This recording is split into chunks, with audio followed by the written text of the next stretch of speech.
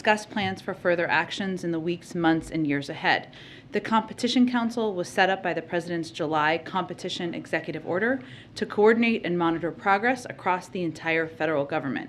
It is comprised of 10 cabinet members and the heads of 7 independent agencies. He'll note today that the lack of competition costs average American households about $5,000 a year, which is a pretty significant sum when you think about people's budgets. Since the executive order was signed 6 months ago, the Council's members have met every deadline in the President's order. These actions across a broad range of industries will bring real benefits to American families. For example, the FDA has taken action to lower the cost of hearing aids from thousands to hundreds of dollars for the millions of Americans suffering from hearing loss. It's becoming cheaper and easier for Americans to fix the things they already own. Following the executive order's support for the right to repair, the FTC will ramp up enforcement actions against illegal repair restrictions. Since then, big firms like Apple and Microsoft voluntarily announced changes to their policies so that consumers can readily repair their own phones and laptops. The Department of Justice, the FTC, and other agencies have increased efforts to challenge or block mergers that would leave customers with fewer choices, higher prices, and lower wages. For example, the Department of Justice blocked an insurance mega merger that would have raised insurance costs for consumers and businesses alike. So this is part of our ongoing effort.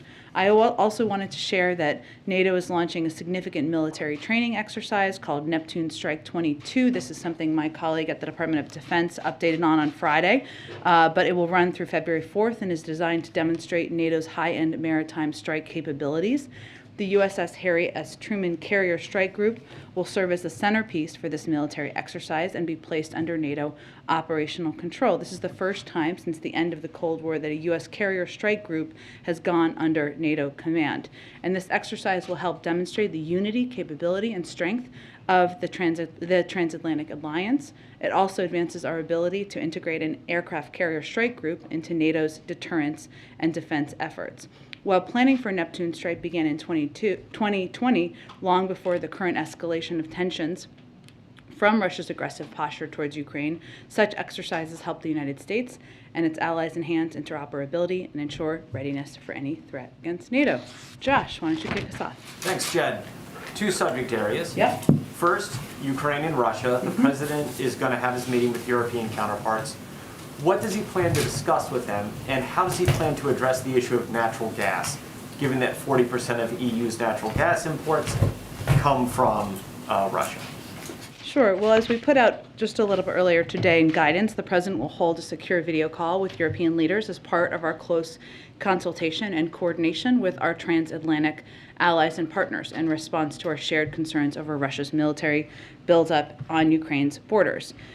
During that conversation, we expect they will discuss diplomacy, deterrence, and defense efforts, and we'll have a readout for you all afterwards. And certainly, a discussion about the pending sanctions or discussion of that, we would expect to be part of that as well. But in terms of the impact, I don't have anything more to read out for you on that front. And then secondly, for the Supreme Court, should race be a factor in college admissions?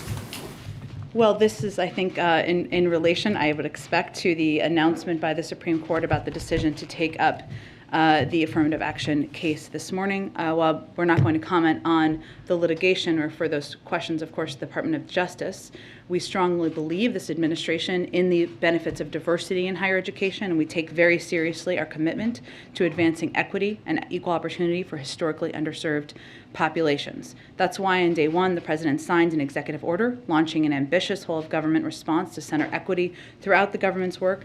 Throughout the Department of Education, the administration has provided historic investments and support for historically Black colleges and universities, tribal colleges and universities, and minority-serving institutions, such as Hispanic-serving institutions, including nearly $21 billion in cumulative support.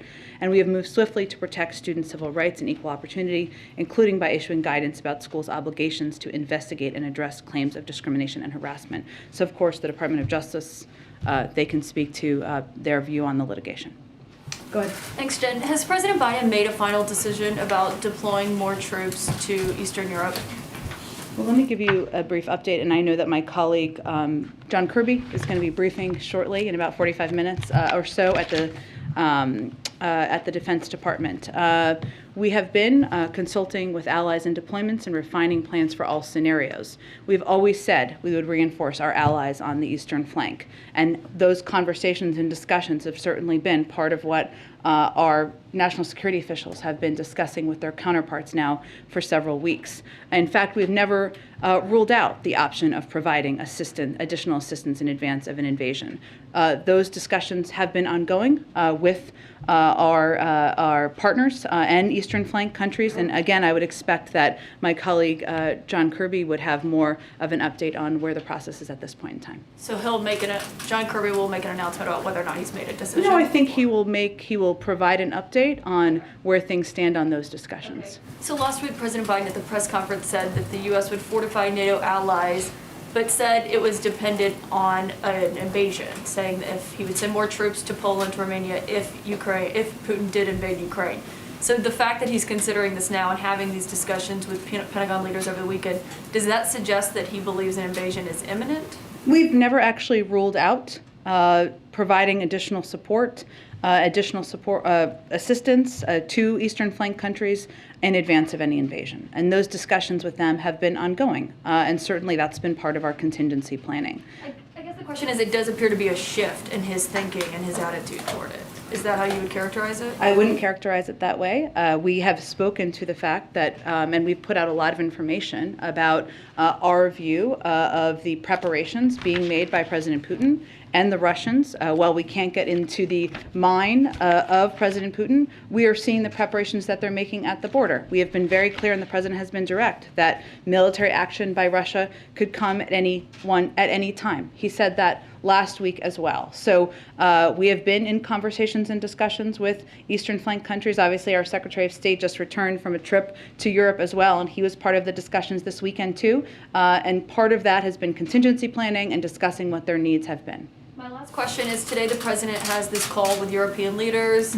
Several of them are on this: UK, France, Germany, Italy, Poland, NATO, the European Council.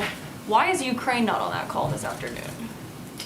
Well, we have a range of conversations with Ukrainians. Obviously, our Secretary of State met with them last week, and they will be a part of many conversations moving forward. As I noted a little bit earlier, part of this is a discussion about deterrence and defense efforts, diplomacy, but certainly they will be a part of many conversations, as they have been from the beginning.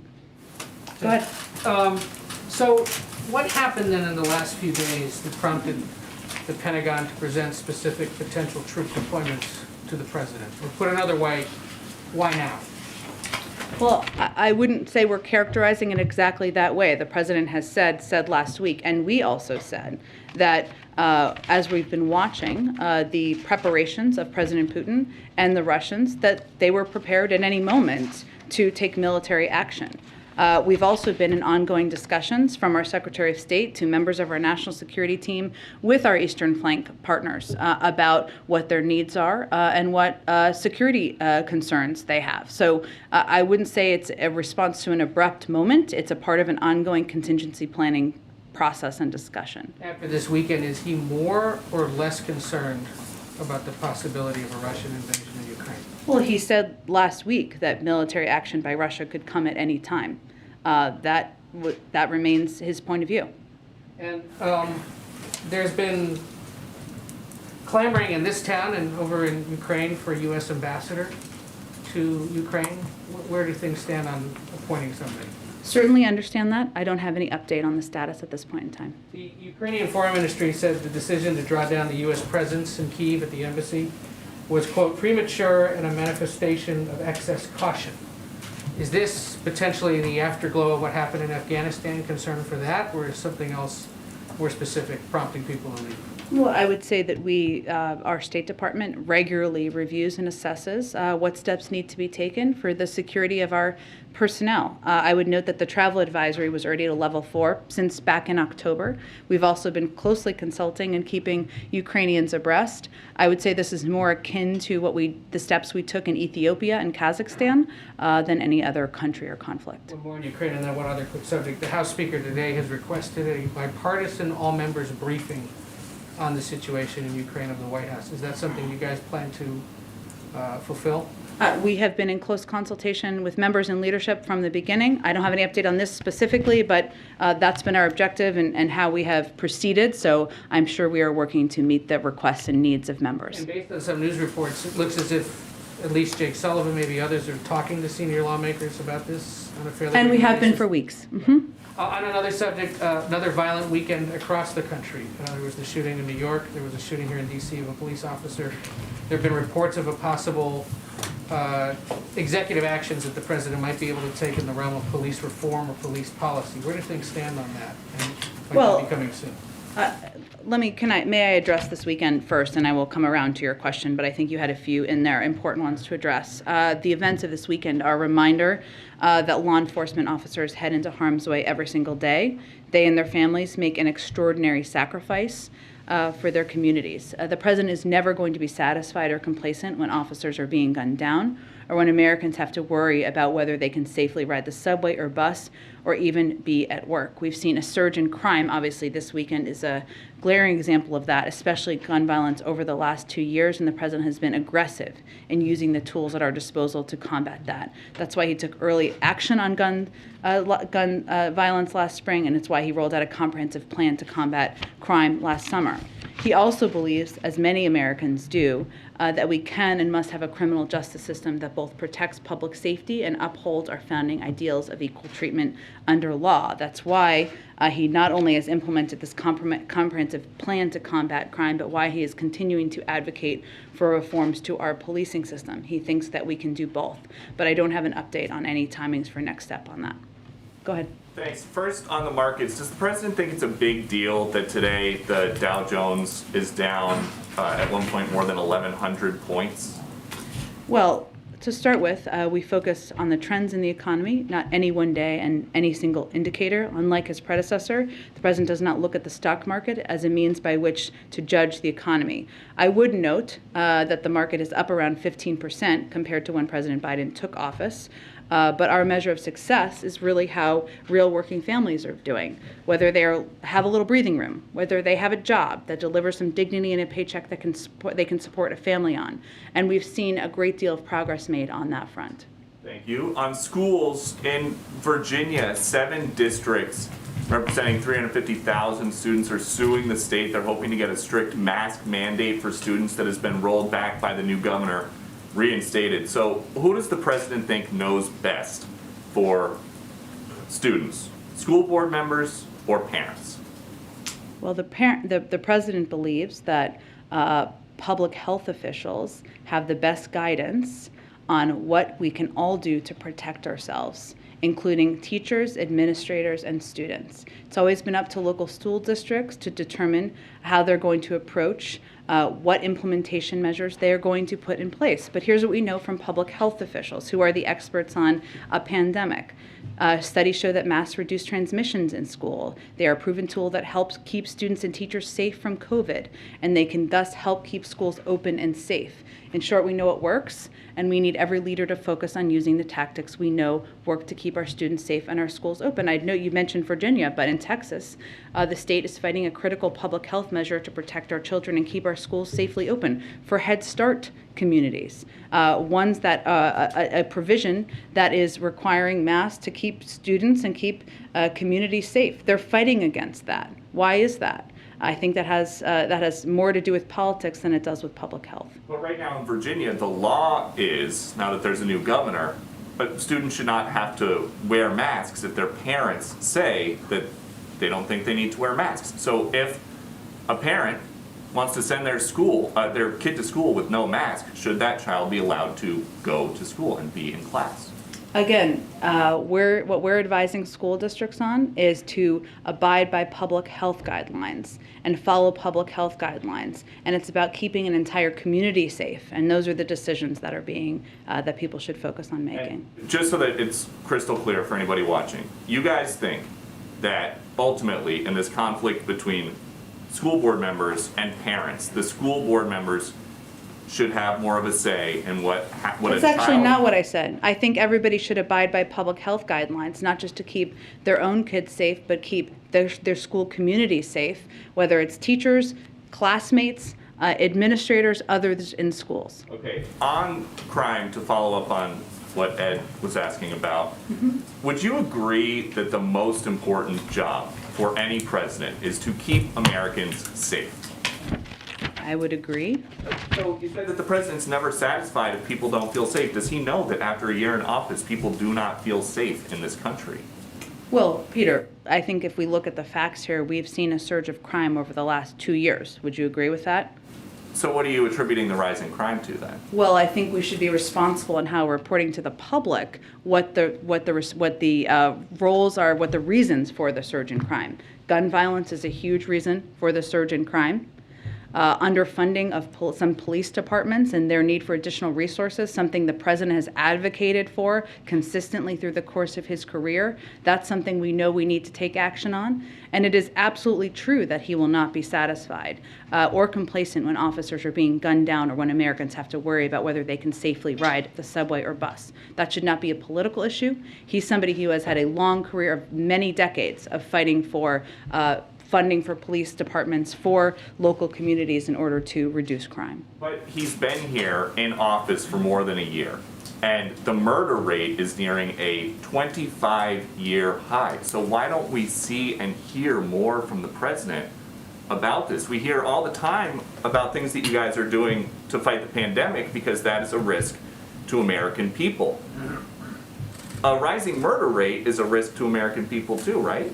And he has spoken to crime. But I think what people are most focused on, as they should be, are what actions he has taken. He has unveiled a strategy to focus federal law enforcement resources on combating violent crime, offered unprecedented levels of funding through the rescue plan for cities and states to put more cops on the beat and invest in proven community anti-violence programs, something every Republican voted against. The Department of Justice has announced $139 million in grants to cities for community policing, which will put 1,000 more officers on the streets. He's also proposed doubling those grants, and he's called for an additional $750 million for federal law enforcement. He's announced a zero-tolerance policy for gun dealers who willfully sell illegal guns, and we've launched gun trafficking strike forces in New York and cities across the country. Actions are important here, and he has a long record of them. But does the president think that any of that is working? The president thinks you should have a plan to address crime and gun violence. He has one, and we look forward to working with people who support that effort. But as the murder rate nears a 25-year high, would he consider maybe trying something different? Trying something other than supporting a massive plus-up in funding from his predecessor, cracking down on gun trafficking and gun violence, which is a major driver of the violence we've seen across the country, working to support community policing programs and police departments across the country. I think most people who want to fight crime would agree that's the right approach. Go ahead. Go ahead, Justin. Thanks, Jen. I know Kirby's briefing later, but Sure. just to put a finer point, Yeah. do you have any information about how many troops are under consideration, what the time frame for the president's decision are, sort of the logistical details of a possible deployment? I don't have any more details from here other than to convey that we're in close consultation with Eastern Flank countries about their security needs. And again, we've always said we would support them. We've never said that an invasion would be a prerequisite for that. Do you expect the written response that you're putting together to include any requests or demands from the U.S. side, including a time frame for President Putin to start drawing down troops from Ukraine's border?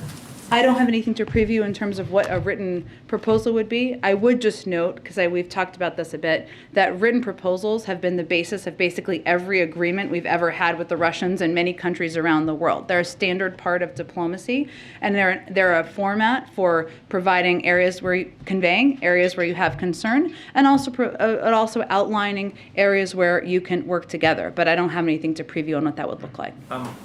We didn't have a chance last week to talk about one part of the president's press conference where he said he'd like to be in a position to to say that China is meeting its commitments and therefore be able to lift some of the tariffs. I'm wondering, when he said that, did he mean making good on the phase one commitments that have already been out there? I know China's not meeting those, or does he mean additional commitments that you'd be asking for from China?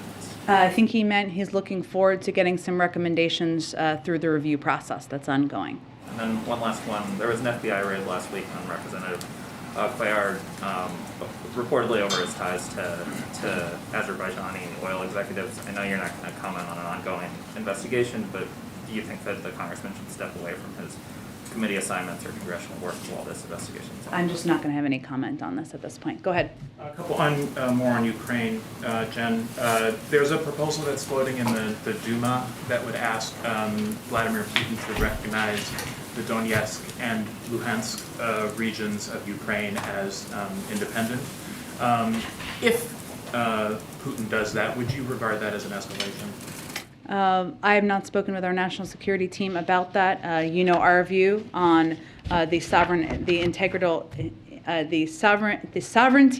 of Ukraine, and you know I don't have any other comment on it though at this point in time. Okay. Under what circumstances would we evacuate American citizens and diplomats from Ukraine, and can that be done without the U.S. military? Well, I think the reason that the State Department issued the guidance they did, which again is a standard process that the State Department does regularly with a range of countries where we have security concerns, was to make very clear that American citizens, our recommendation is that U.S. citizens currently in Ukraine consider departing now using commercial or other privately available transportation options, use the online form in our updated travel advisory to tell us their plans so they can best conduct our ongoing contingency planning, and register in STEP to ensure they receive alerts and guidance from the State Department. There is not an intention for there to be a departure or an evacuation along those lines. So we are conveying to American citizens they should leave now. Okay. And in fact, that there's not precedent beyond Afghanistan for that to be how it operates. Got it. And then just more broadly, for years, NATO members have fallen short of their defense spending commitments. Last year, more than 60% of the alliance's 30 members, including half of the Bucharest 9 that are right near Russia there, failed to meet their 2% GDP spending commitment. If Europeans aren't willing to expend blood and treasure on their self-defense, why should Americans be expected to do so? Well, we are continuing to advocate for all members to reach the 2% goal. That has been the president's position since he was the vice president, so for many years now. I would say that we have a sacred obligation under NATO, and we believe it is also in our interest to support our eastern flank countries and their security, and also to be clear about the value we have as Americans, which is that no country should be able to take with force another country as Russia is attempting to do at this point in time. One last one. You said that military incursions by Russia into Ukraine would trigger stiff economic sanctions. Does that apply to our policy with China and Taiwan? If there was a military incursion of some kind into Taiwan, would there be economic sanctions? Could China expect that? I don't have anything to preview on that at this point in time. Go ahead. Thanks, Jen. So at the press conference last week, the president spoke a lot about Build Back Better and his thoughts about sort of where the sweet spot might be to save as much of that as he can. I think the next day, Senator Manchin was asked if he'd spoken with the president. He said he hadn't yet. Has there been any direct conversation between the president and Senator Manchin since last week?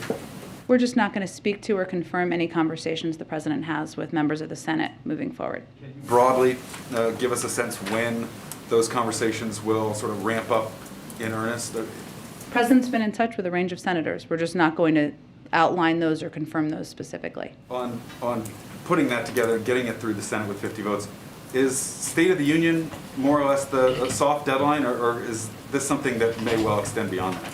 We haven't set a deadline. I think what our objective is and what the president's objective is to move forward on an effort in Congress and the Senate to lower costs for the American people, do that without raising the deficit, pay for it, make sure we're easing the burden that families have across the country. We need 50 votes to do that, but we have not set a deadline. Can I just ask you one other thing about infrastructure? You may have seen our story and reporting elsewhere about Republican lawmakers who opposed the bipartisan infrastructure law out in the states over the recess, touting the benefits, taking credit in some cases for doing that. And I know that this is a big pillar of the Democrats. 22 midterm argument and the president's case for a successful first year, he's touted the bipartisan nature of this. Is he going to take issue with any of the Republicans who are out there? I mean, is he going to call them out for saying that, you know, they should get credit for something that they opposed, or is he going to let that slide? Well, I would say we welcome a number of Republicans who voted against the infrastructure bill coming around to recognize the impact on their communities. We've seen this playbook before, so perhaps it shouldn't come as a surprise. And I don't think I can stand up here and rule out what the president is or isn't going to call out moving forward. Go ahead. Hey, Jen.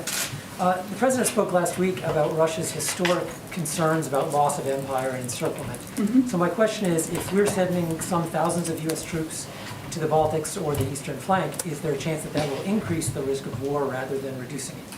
Well, we've had troops in the eastern flank countries for decades. Right, but it sounds like what's being discussed is sending more right now at a time of real tension. And we have a sacred obligation to support the security of our eastern flank countries. I think it's important to remember who the aggressor is here. It is not the United States. It is not these eastern flank countries. It is Russia, who has tens of thousands of troops on the border of Ukraine. They have the power to de-escalate. We would certainly welcome that. And I know both you and the president spoke about little green men, infiltrators into the country. Now that the British have put out intelligence of a possible coup planned by Moscow in Ukraine, how would the U.S. respond if that happened? Would that trigger these same sanctions that we're talking about here? Well, I'm not going to get into intelligence matters, of course. We've been warning about Russian tactics like this for weeks. Reports of this kind of plotting are deeply concerning. If acted upon, would constitute a severe escalation, and certainly there would be consequences. And then just one more on the SCAD. I know we've all been anticipating the president's going to hit the road. Is the reason there's nothing on the public schedule these tensions involving Ukraine, or another reason?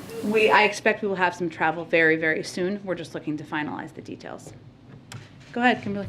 Thanks. Couple of questions. First, a quick housekeeping question. Sure. Can you confirm the Qatari Amir will be coming to the White House at the end of the month? And if the discussions will center around energy supply to Europe? I know there's been discussion of that. I don't have final confirmation of it. I will work to see if we can get that to you after the briefing. Okay, perfect. And then, as the administration weighs reinstating the terrorist designation on the Houthis, is the president concerned this could block humanitarian aid? And why would the president consider this if millions are at risk of losing assistance given his policy of upholding human rights? Well, let me first say that we call on all parties to the conflict to de-escalate, abide by their obligations under international humanitarian law to ensure the protection of all civilians, and participate fully in an inclusive UN-led peace process. All parties must commit to a peaceful diplomatic solution to ending the conflict and advance a durable resolution that improves the lives of Yemenis and allows them to collectively determine their own future. There have been dangerous escalations in days, which is of course why you were asking. These escalations only exacerbate a dire humanitarian crisis and the suffering of the Yemeni people. We are deeply concerned by these reports, and we are continuing to engage at a diplomatic level. And our special envoy, Lender King, reaffirmed our unwavering commitment. He has been recently on the ground pressing parties for de-escalation and protection for civilian lives.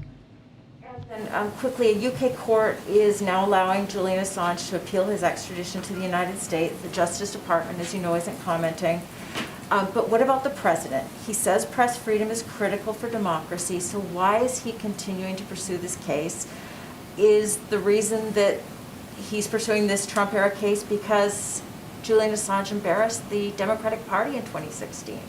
Again, this is under the purview of the Department of Justice, so I don't have any comment from here. Go ahead. Thank you. On the Palin New York Times case, I know you can't maybe speak specifically to the case, but does the White House have any concerns about threats to press freedoms, press access, to the limits of the First Amendment protection? I obviously can't speak to the case, so I appreciate you saying that at the top. I will say that I think the president has shown that he respects the value of the freedom of the press. He obviously took a step earlier this year to ensure there couldn't be a replication of actions that had been taken over prior administrations as it related to journalists. So I think that speaks to his commitment, but I don't have any more comment on the case. And then following off of Ed, I know you guys have forecasted potentially policing reform, executive action. Some civil rights advocates also want to see additional voting rights executive actions. Is there anything, any details or any timeline for what you think the President, the White House may do there, considering that it's stalled in Congress? Well, the president is going to keep fighting till his last breath, as you've heard him say, on voting rights, because he thinks it's so vitally important.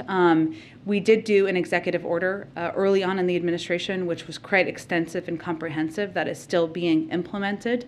In terms of additional executive orders that would be possible, that we have the authority to do, I don't have anything to predict along those lines, but we are going to continue to fight to get federal legislation passed. We are going to continue to work with states to ensure that there is proper protections and there is, of course, more work ahead. Go ahead. Yes, there are currently at least 150 American military advisors in Ukraine, including members of the Florida National Guard.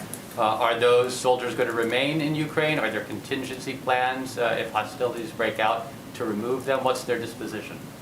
I would point you to the Department of Defense to ask them that question. Okay. My colleague mentioned Afghanistan, and one of the things that you hear among Russian propaganda in Ukraine is that the United States is an unreliable ally, that it's using Ukraine as a pawn, and they point to the U.S. withdrawal from Afghanistan as evidence that the United States cannot be counted on. How does the United States respond to that, and has the Afghanistan withdrawal complicated diplomacy in this regard?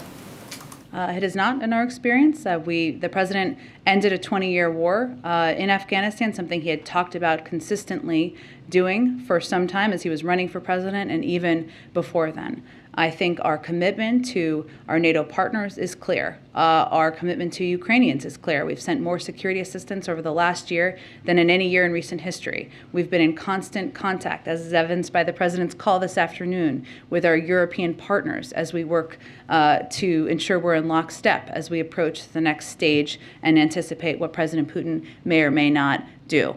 So what I would say to that is that sounds like the old Russian propaganda playbook, something we've talked about in the past, and I'd encourage anyone to be mindful of that. And then finally, there's negotiations going on in Congress for Russian sanctions if they do take military action against Ukraine.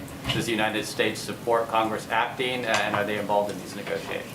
We are regularly updating and briefing leaders in Congress and about what steps are under consideration, what the status is of things we're seeing on the ground. Obviously, we've talked about a lot of this publicly as well. And we've also been clear that we have a severe sanctions package of economic options that is under consideration should they decide to invade. We also recently sanctioned a couple of individuals for their engagement as well. But I don't have anything in terms of these specific steps under consideration. We have our own severe steps that we are considering here, and we're keeping Congress abreast of that. Does it help to have Congress involved? Well, we're working in lockstep with them. We are briefing them. We are conveying to them what we're thinking about and considering, and of course, getting feedback from them as well. Go ahead. I recognize that the White House has said that they have, very severe sanctions that are prepared if Russia invades. Is there any thought to enacting sanctions before Russia invades as a form of deterrence, or is that under consideration? Well, we did announce a couple of sets of sanctions from the Treasury Department last week in response to the involvement of a few individuals. We've also plussed up our security assistance packages that we've been delivering to the Ukrainians, including recent deliveries over the last couple of days. And obviously, as we were talking about earlier in this briefing, there's been discussions about how we can support the security of Eastern flank countries. But also, we are mindful of what we think is the most effective deterrent, and the severe economic sanctions package, something that would be go far beyond what was done and what was on the table in 2014, including the consideration of imposing unprecedented export control measures that would hit hard at President Putin's ambitions, are part of the discussion, and our assessment is that is most effective as a deterrent tool and not as one we would do in advance. Okay, so you're saying the threat of the sanctions is the most effective deterrent? Correct. Tool. I have a question just to follow up. I know that you were asked about Americans who are now in Ukraine, and I know you said that there is no precedent, outside of Afghanistan for evacuations in case if there was like some type of military incursion by the Russians. So I just want to be clear, if Americans are still in Ukraine and things start happening with Russia, are they pretty much on their own? Well, we are conveying very clearly now that now is the time to leave, and that there are means to do that. Of course, there's commercial airlines. You can depart over land. There's obviously the embassy there to provide assistance. And this is very similar to what we did in Ethiopia, Kazakhstan, and many other countries over the course of the last several decades. But there is not an intention or a plan for any military evacuation. And just quickly, in the past, another call with Putin was still on the table. Mm-hmm. I believe that the president was supposed to talk with his advisors about that this weekend. Have any decisions been made about that? Will there be another call or another talk with Putin?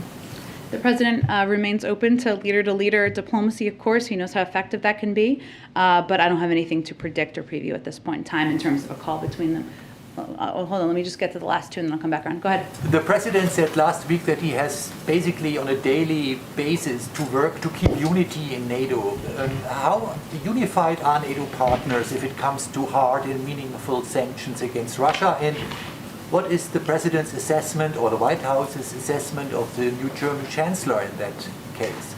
Well, I know that that our Secretary of State spoke to this just yesterday, and what I would note is that, as he said, that we are confident the Germans share our concerns and are prepared to respond swiftly, effectively, and in a united way to Russian aggression against Ukraine. Germany is one of our closest allies. In fact, we look forward, of course, to welcoming the Chancellor here to the United States in February.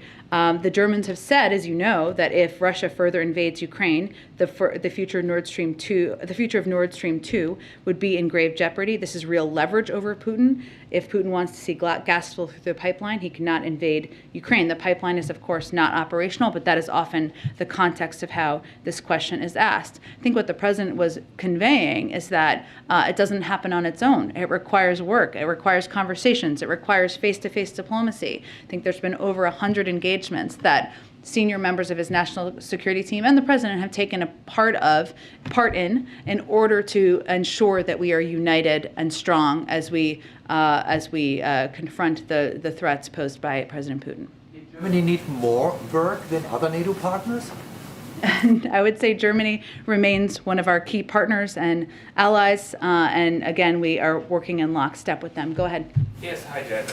Senator Susan Collins is leading a working group looking at reforming the Electoral Count Act so that during the counting of the Electoral College, a vice president could not reject one slate of electors and say, recognize a rival slate supporting a rival candidate.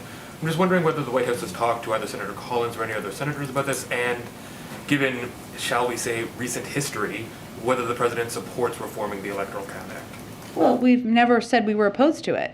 We are in touch with a range of senators. I'm not going to detail who, but across the board through senior members of the legislative team, senior advisors to the president, about a range of steps that can be taken.